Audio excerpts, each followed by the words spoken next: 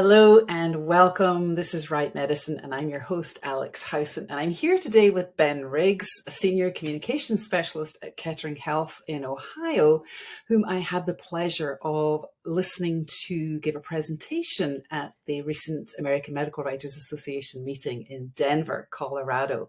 Welcome, Ben. Hey, Alex.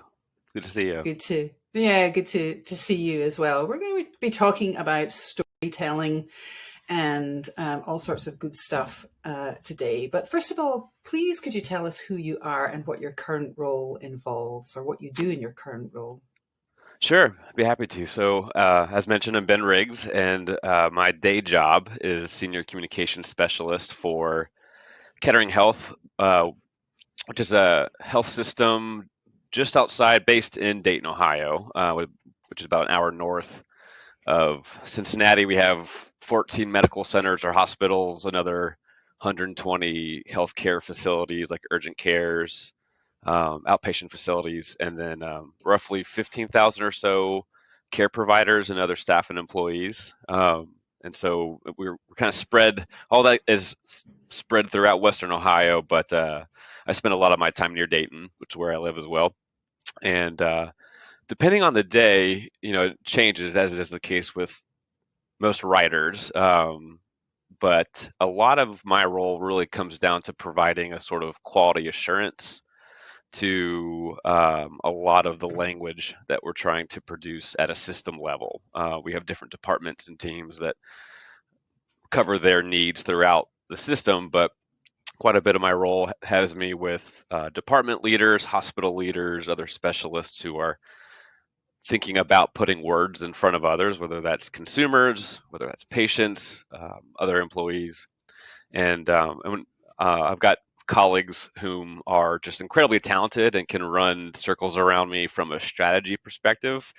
And so the value I try to bring to those conversations in terms of quality assurance is trying to come alongside and um, supplement the craft conversation with the strategic conversation. So um, trying to think about the level of writing decisions, word choices, sentences, thinking about audience.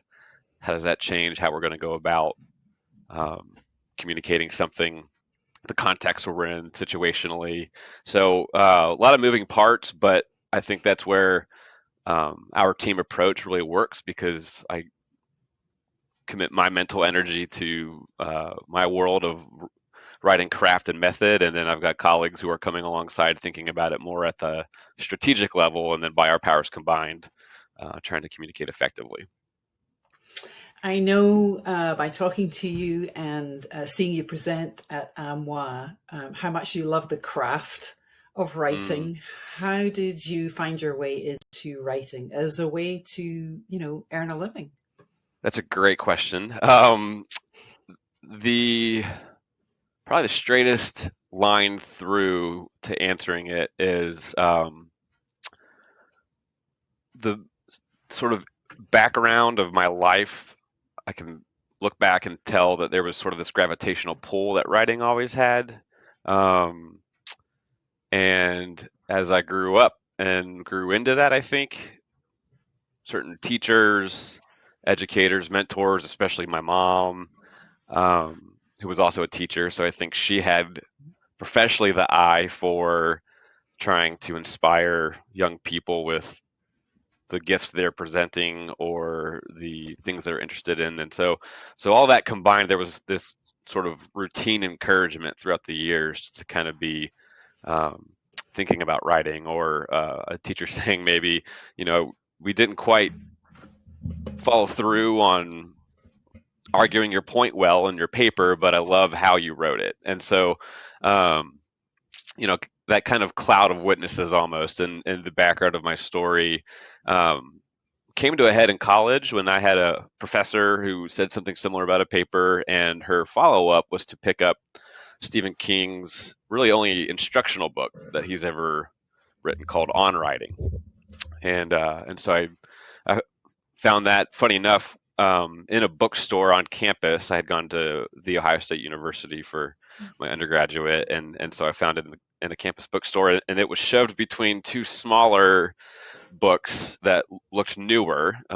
Certainly the covers were a little bit more aesthetically pleasing, but they were both boasting these kind of titles of write a book in a week, or write a novel in a day. And I just remember thinking, how long did it take those authors to write those books? But yeah, found on writing in that context, and so pulled it off the shelf. And so that book really, I think, got me thinking about craft and about writing, um, in the sense of, it was the first time I had someone who, through story, through his own life, a narrative about his own coming to terms with who he was as a writer, providing advice at the level of word choice and word order, and just kind of getting a glimpse into his life as a writer and making a living doing it. And so I'd say that that book inspired me in two ways. It sort of inspired me to think, oh, I could actually make a living,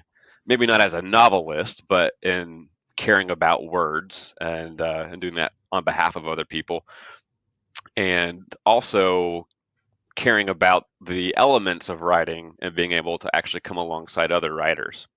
And so fast forward the tape, I get into freelancing and editing, and started a kind of one man editing and writing roadshow company called Riggs Writing, and that ended up acquired by another company, and I worked with some great colleagues there. So it just kind of all was born out of this advice, to pick up Stephen King's on writing, and then kind of followed his advice, not quite to the T, but pretty close. And so it was after about a decade of freelancing that I ended up then taking a role here at Kettering Health. So a lot of great storytelling there in your description of how you got into writing. Excuse me. And I want you to just pause for a moment and flag up some of your word choices: Mm, gravitational pull, clouds of witnesses, and care. You use the word care a few times: caring about the words, caring about the mm, message, caring about the writing for other people. And that fits very much with where you are now in terms of providing communications or taking care of communications in a health system where other people are taking care of patients. So I just wanted to kind of mm, flag that up because there's some beautiful kind of poetry there. When you are in that process of taking care of words and taking mm, care of messages, how do you think about the mechanics of storytelling mm. for the kind of audiences that you're working with? And maybe we could start the answer to that question by first talking about who those audiences are. Yeah, I'm happy to. You use the word process, and I think that's going to be a word that will likely come up quite a bit, because um, in my time as a writer and working with other writers, I've come to find that there really are no, much like in life, there are no silver bullets, within the world of writing. But if there were any, or at least ones that came close, I would say, understanding the constituent parts of the writing process, and understanding, uh, and knowing what to expect with each of those parts of the process, um, and then a little bit more granular, but is to focus on verb usage. So those are kind of two things I'm often trumpeting, to other writers. If I have limited time with them, here are the two things I'm going to make a big deal about in their company. But yeah, so the audience question is interesting. And here at Kettering Health, there's a few different ways that we're thinking about it, and we're thinking about our audience perhaps from an employee perspective. We're thinking about our audiences by way of, are they leaders within our system? Are they community members that we're already in the midst of, and we've already established access to care, spaces of care within those areas? Or are the audiences that we're sort of trying to reach, where maybe we don't have a physical presence yet, but we're trying to create maybe a digital one, or at least a presence in the minds of others by way of creating some awareness? So there's a lot of ways to conceive of who the audience is that we're trying to reach. Um, but I think to your point, when I think in asking the question, when we determine our audience, that's the primary question, because then that leads us to trying to figure out then, okay, what are the needs of these audience members that then we are trying to meet with how we're communicating to them. And when you're in that process of determining need, so one of the things I hear a Mm, lot in, so for instance, the user experience space, or not so much the user experience. I mean, marketing, communications space. There's this idea that we can do user experience research, we can create an avatar, we can build messages and communication around that avatar. But in health writing and medical writing, I think there's a different process at play, and so I'm wondering mhm. how that works in your context. How you use the word granular, how you get that granular sense of what the audience needs are. Yeah, that's a tremendous question. The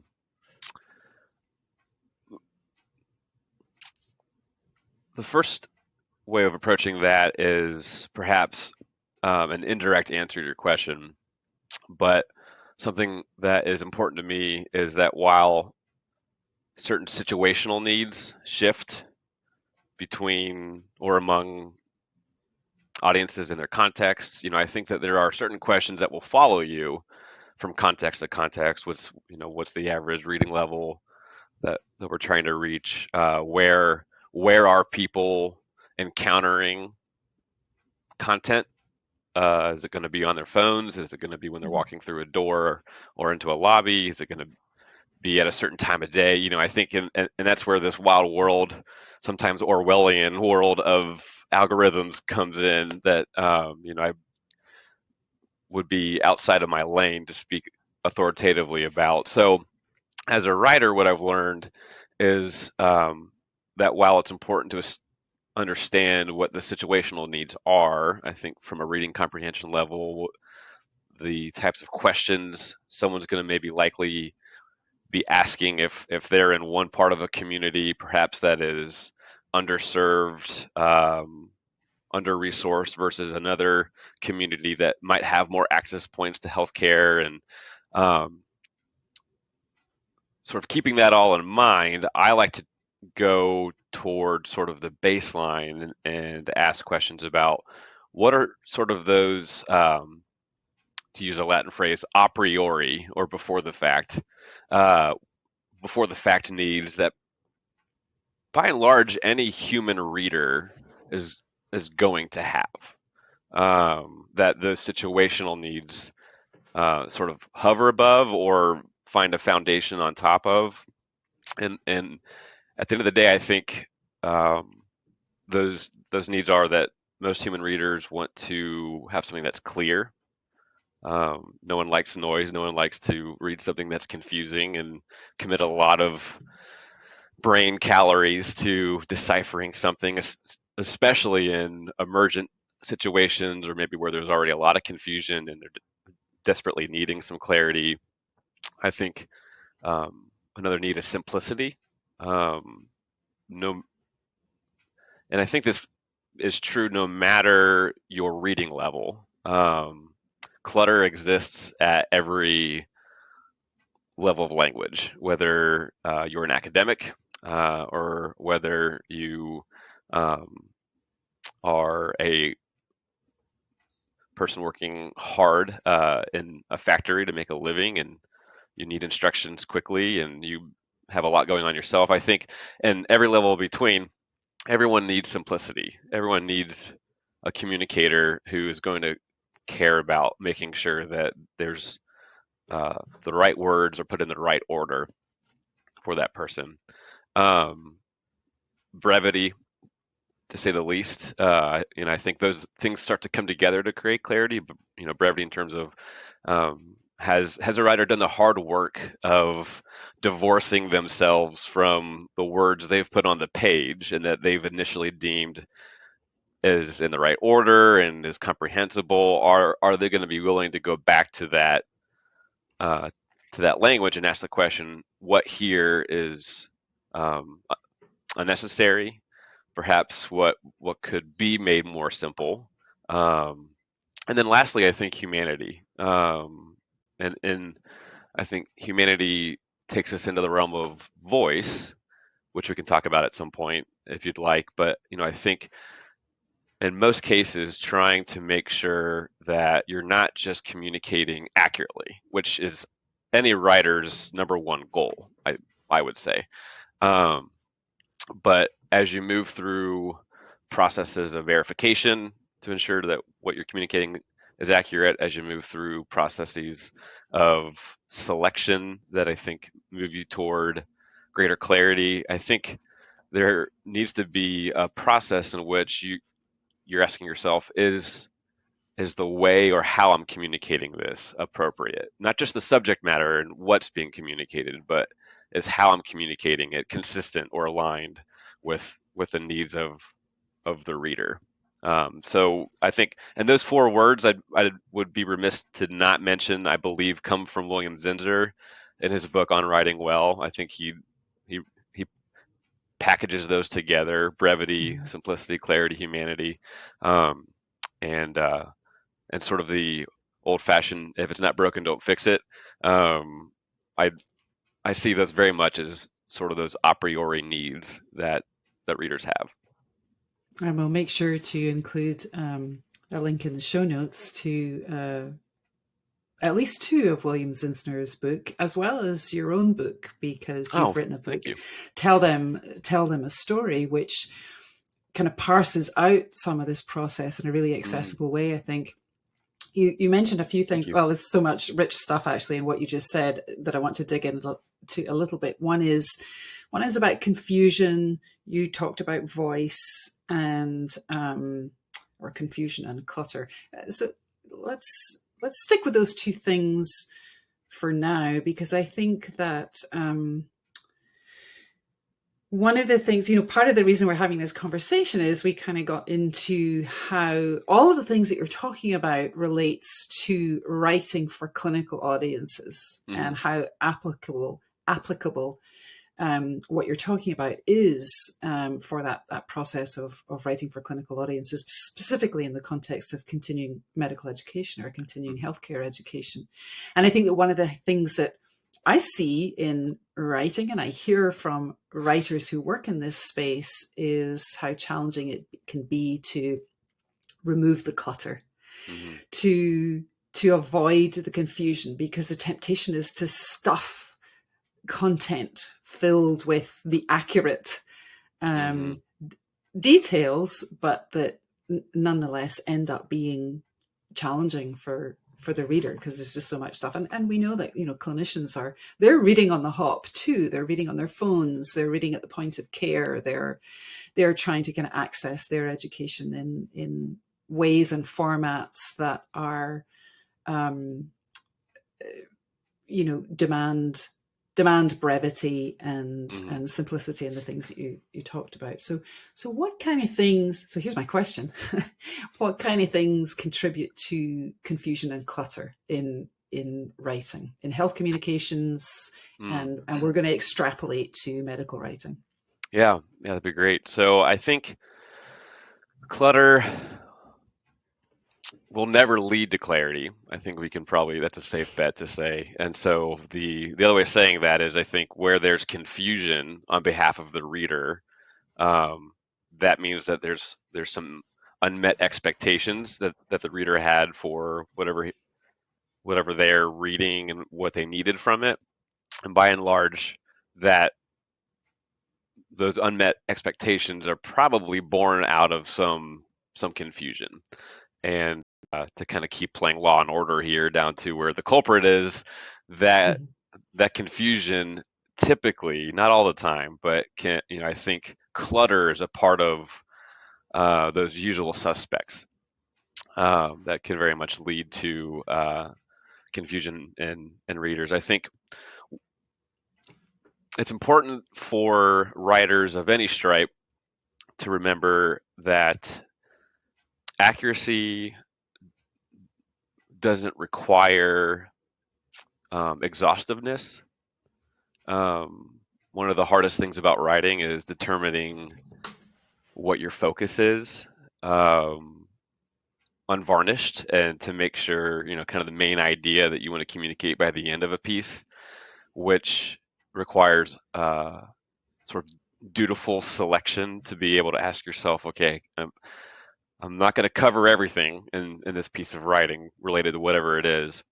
So, what is it that I need to cover? What are the in storytelling terms? This is the theme, and all the sorts of sub themes that would help buttress or support the reader to encounter that theme throughout a piece of writing. But then for anything outside of story, kind of what I'll refer to as kind of report writing.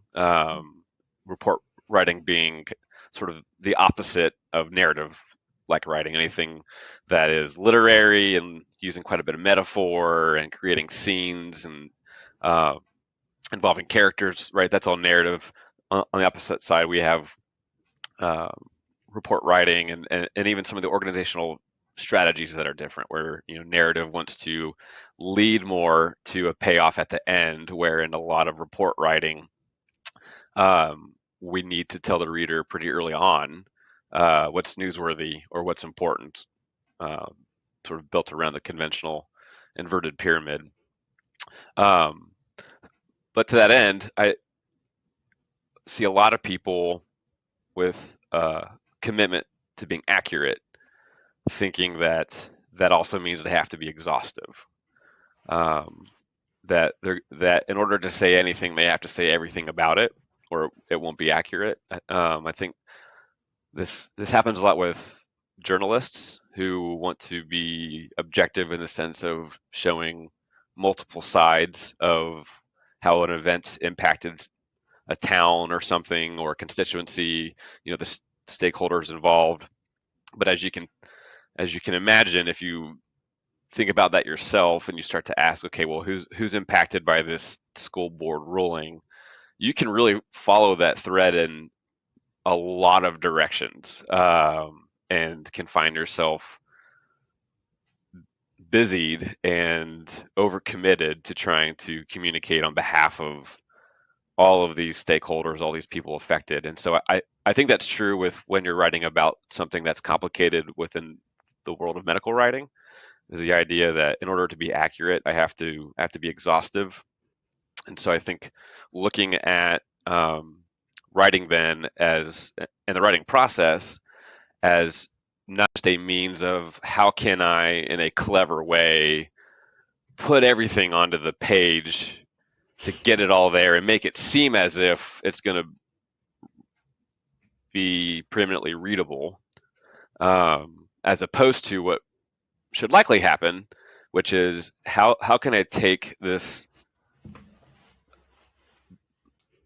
body of ideas that I do need to communicate and work through a process of selection. Um, I think it was John McPhee or Donald Murray who said that the the basis of the process of revision or rewriting is not the act of compression, it's the act of selection. And so I think that, and when it comes into clutter, to circle back to this wagon here, um, a lot of clutter is the result of writers thinking I've got to take all my ideas that I have deemed important and put on the page, and a lot of writers can legitimately see the connection points between different ideas, and then they sort of get baptized during the first draft process, if I can use that phrase, and then when it goes to revision, a lot of writers take up the mantle of, okay, how do I just play cups now with the ideas? It's about rearranging and trying to figure out how to compress all these ideas even further together, because they're probably also finding out that they're over word count or there's just too many words here at all. Um, when really, as opposed to compressing all that language and all of those ideas together, um, if kind of imagine the task is to take the amount from a large checked bag and put it into your personal item, right? I think a lot of people are like, well, how do I take everything from a checked bag and get it into this little backpack when uh, the effective question is, okay, well, what do I need? What can I leave behind, and what do I need? And then what can I put in What this little backpack and take it on with me? I think that's the effective process, is the right? process of selection. That's what's your capsule wardrobe, Right, exactly. Yes. right? Yes, indeed. Yeah. Yeah. No, that's so interesting because I think that one of the things that I hear from a lot of medical writers and science writers too, and there's an interesting debate about what the difference between these two things is, um, is this idea that how can I curb the research process and the Mm, writing process because there's just so much to write about, and hmm what I'm hearing you say is. Um, and you said it at least twice, but I'm going to say it one more time just for effect. It's not a process of compression, stuffing everything that you know into this one piece of writing. hmm It's it's a process of selection so that you are kind of carefully curating the Right. ideas and the concepts and the details that need to be in a particular piece. But that does sort of imply that there's this. I mean, one of the ways I think I've always approached writing is, and I've heard other writers talk about this as well. We cast a wide net at the beginning of the process, and hmm so there's a lot of material that now. Because I've been doing it for a long time, I know is going to be extraneous, but it's part of my process. Yeah. I didn't know that when I began. I thought, okay, it's a wide net; everything needs to be in there. But hmm now I realize, yeah, some things are going to, not be in the final piece of content, and often. And I wonder if this is your experience too. And I can't remember if this is something that we talked about before, but often it's the golden phrase or the thing that I'm really attached to early on in the process that I think that's great. I love that. That's really got to be in the final piece, and that's the thing that goes because it Yes. doesn't serve the story. hmm And so having that willingness, to your point about selection, having that willingness to let go is also a really important part of that process because you have to, and some people would say argue that's you have to acknowledge your ego in the process and let go of the things hmm that feed your ego versus the things that actually serve the writing that you're doing. And to that, and I do want to come to voice, but to that point about managing the process of doing the research, getting everything on the page, figuring out what really needs to be there. Do you hmm recommend or have particularly strong opinions about, tools? I know that there seems to be a lot of debate and discussion in kind of writing and productivity and creative mm worlds at the moment around productivity tools. mm hmm And one of those conversations is about note-taking tools. And there just seems to have been a massive kind of increase in the number of note-taking tools. So things like Obsidian and Notion mm and hmm Evernote. And do you have strong opinions about these things on their utility for writers, or what's what's your take on those things? That's a great question, and I think you're the first person to ask me it. So I'll admit what you're getting here will be a little bit of my thinking about it aloud because I admittedly and transparently love Evernote. I have it on my phone and my computer, and I've used it forever. I actually I have had it for quite a bit, and so it's always fun to go look back and see the sorts of things that I was collecting years ago. But In I your mind think garden. yes, precisely, Mind Garden. I is that something we talked about before? I don't. I can't remember. I Okay, know it's so something. Yeah, I don't know. if we hadn't talked about it, it made me think about the this might be a categorical kind of aside here, but I promise to get us back to the conversation. But That's of okay. of Let's do the it. Tolkien's idea of the leaf mold? Oh no, I don't know that. I'm not a Tolkien fan, Okay, well, so so we no, haven't had that conversation. no, okay, that's fair enough. That yeah, I guess we wouldn't have. So Tolkien, famously known for being the author of The Lord of the Rings, creator of Middle Earth, and just this burgeoning universe now that we've all inherited um, um, of adventure and hobbits. But he had a phrase about the beginning of the writing process. I don't know if he uses that phrase, but at least it's how I've adopted it. And he calls it that he would write from the leaf mold of his mind. That over time, well before apps and Evernote and these other tools, he as a writer took note of what was around him, the things that gave him pleasure, the things that seemed interesting to him.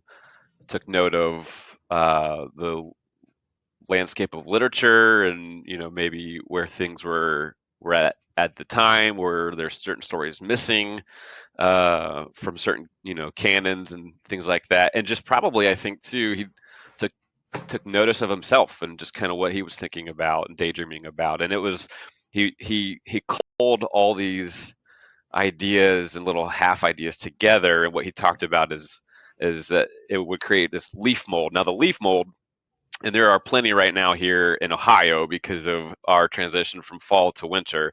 But the leaf mold is that sort of gross sludge-like thing that is on the curb after the leaves have fallen and we've gotten some rain and some snow, and it's just kind of all collected there.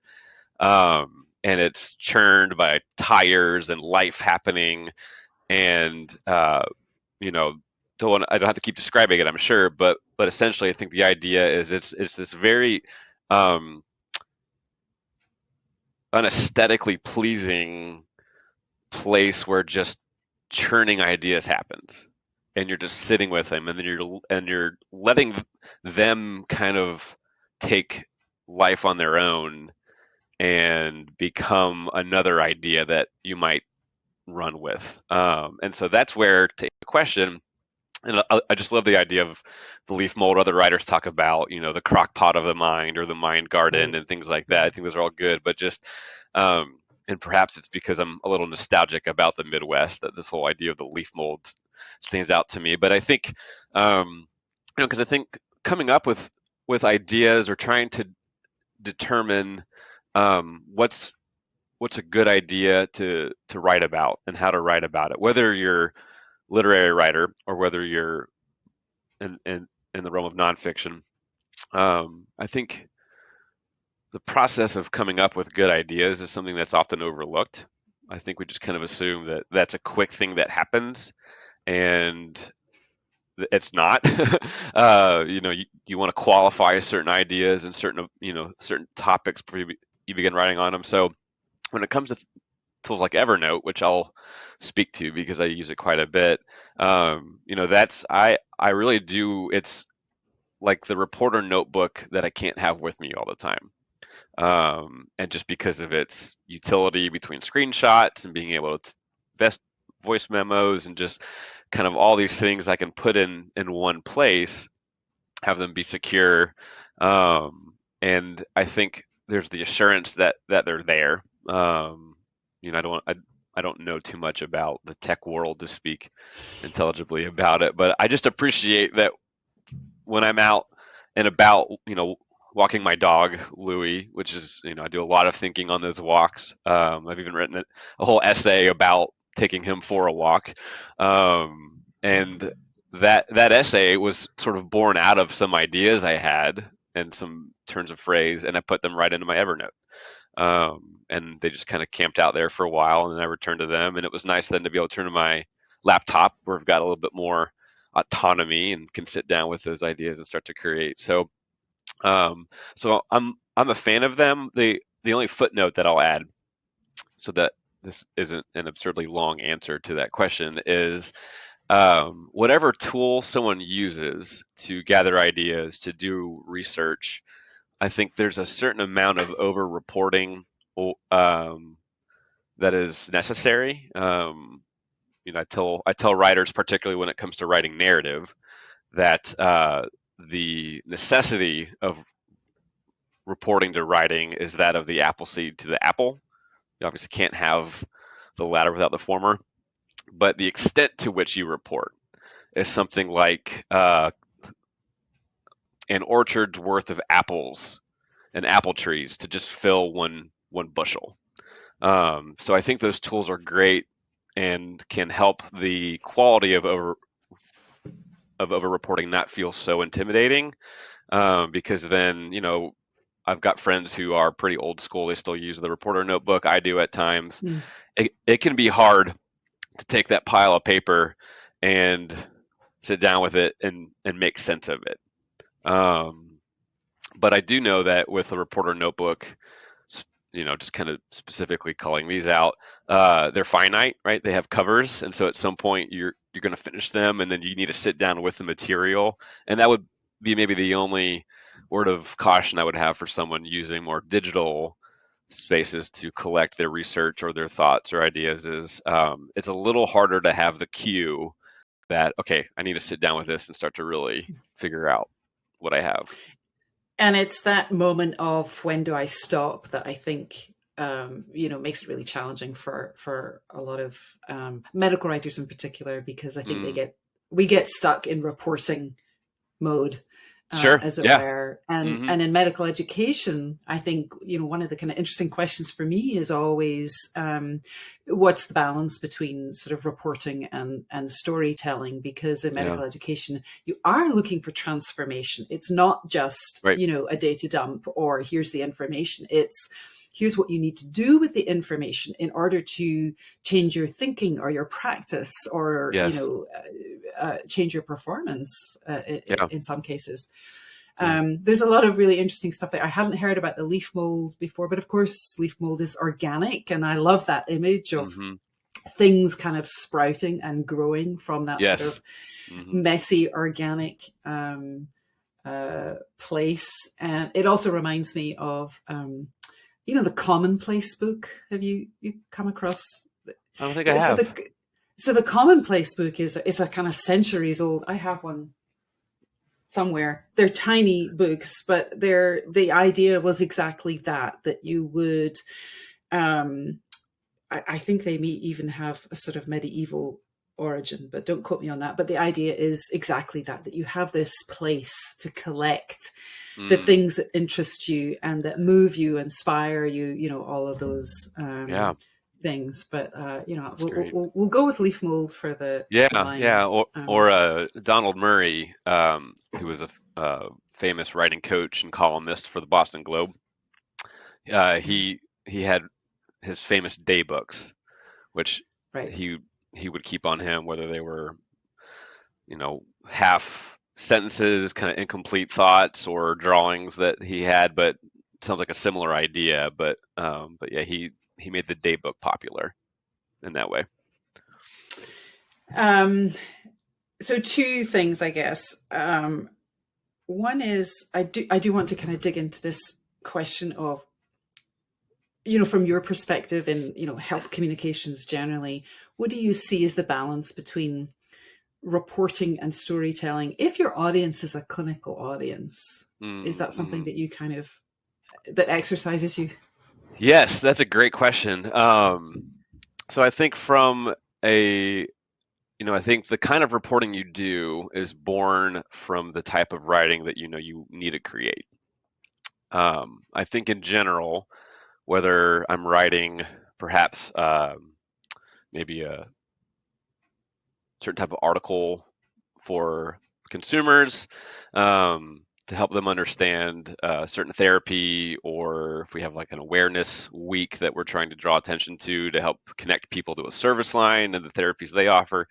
If I'm writing about that, a lot of my reporting is going to include research and connecting with subject matter experts, of course. Um, and I know already that my commitments to reporting are essentially to answer the question, the who, what, when, where, why, how questions.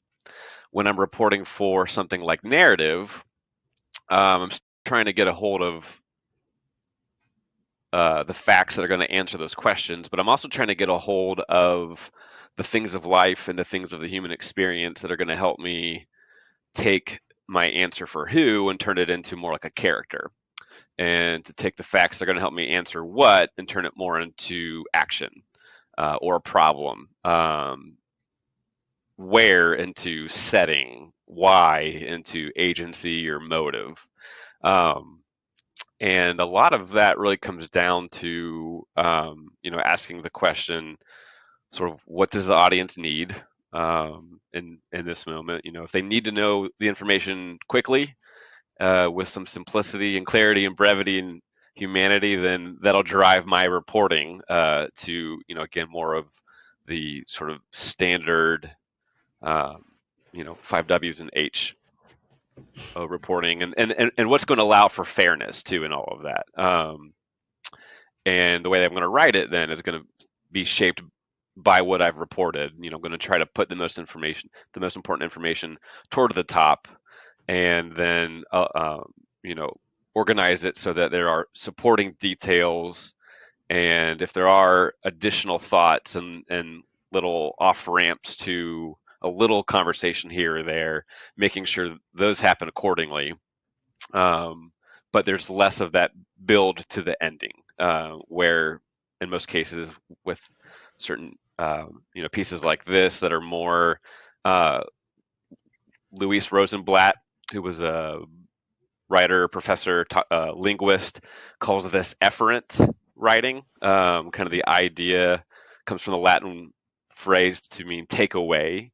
Um, she has a book called The Reader, the Text, the Poem, I think you've that I would mentioned that recommend to before. Yeah. folks. And so, when I'm writing with that more efferent approach, where it's just to convey information to a reader and sort of call it a day, the idea is that by the time a reader hits the ending, there's a little bit of a repeat of everything that they've read, but with a certain type of simplicity and also complexity that would not have benefited them had they not been through the whole piece, from top through toward the bottom yet. But where then, if I'm doing more narrative writing, obviously my approach might be different, to it, where I can create a little bit more mystery and questions at the beginning, with a certain type of complexity about a certain event that happened to a patient, and it's going to be those questions that drive the reader to engage further with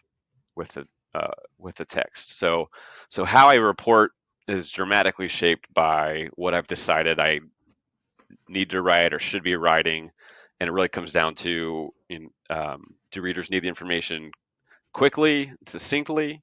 Um, is it a piece where I can commit more real estate on the page to explaining what they just read in the lead that's really important? Or if they don't need the main point right away, and I've got some of the elements of a good story, like a character and a problem and good scenes and drama, then the narrative might be best to do that. Now, to your question about clinical audiences, um, I think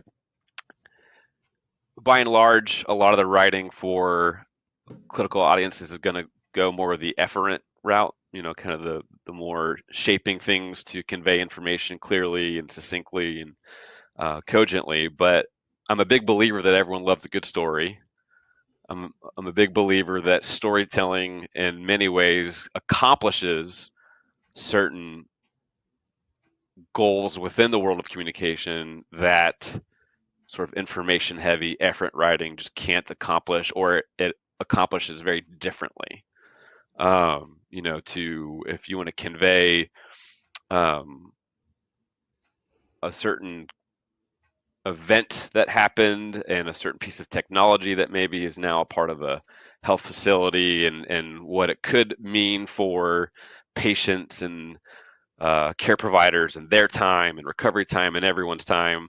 You could write more of a press release like approach for that, or an explanation article. If you really want to help someone who is clinically minded to really know what it means to save a patient time, in recovery. Then I think narrative provides some qualities to put the clinician in the patient's shoes, Oh, appealing to that reader's. Oh, yeah. Did you can you get? hear me okay? Yeah, something happened there. Yeah, my uh, system kind of cut out here. Can we just go Oh, back okay. to if you Yeah, really want clinicians to, yeah, if you, yeah, sure. so you Yep, said if you really want clinicians to know how that saves patient time or something like that. yep, yep. So, Okay. no, you're good. So, if we're trying to capture the benefits of a new piece of surgical tech and what it means for patient populations and outcomes, what it means for care providers and their time, what they need to know in order to use it appropriately.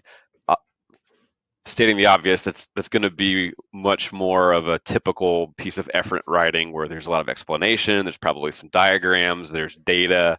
We're still trying to communicate it all clearly and effectively, but there's probably no sign of a story there. There's not going to be much of an illusion or a scene or a metaphor, and that's appropriate.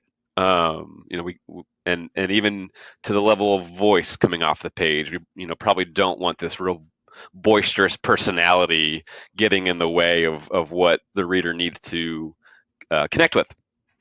But if we have a chance to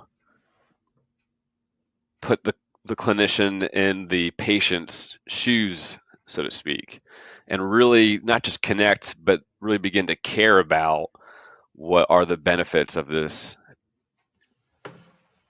piece of innovative technology within a service line, there's an opportunity for storytelling there, that's possible that is not possible with sort of an efferent approach to writing. And so, since I've gone ahead and mentioned efferent, I'll go ahead and mention the counterpart, which is Louise Rosenblatt refers to as aesthetic writing.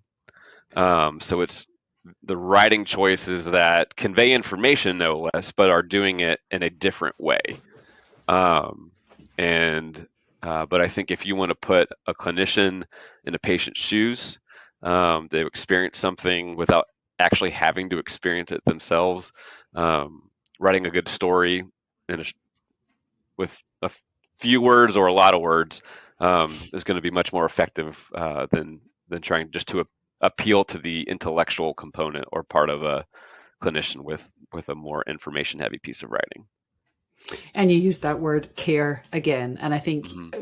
in all of the writing that we do, whether it's for a clinical or patient or consumer or other kinds of audiences, we're trying to get the reader to care about what's on Yes. the page, so that they'll take some kind of action, or they'll think differently, or they'll feel differently, and this will motivate them to take some other kind of um, action. Hmm. Ben Riggs, writer, storyteller, thank you so much for sharing all your wisdom with listeners of Right Medicine.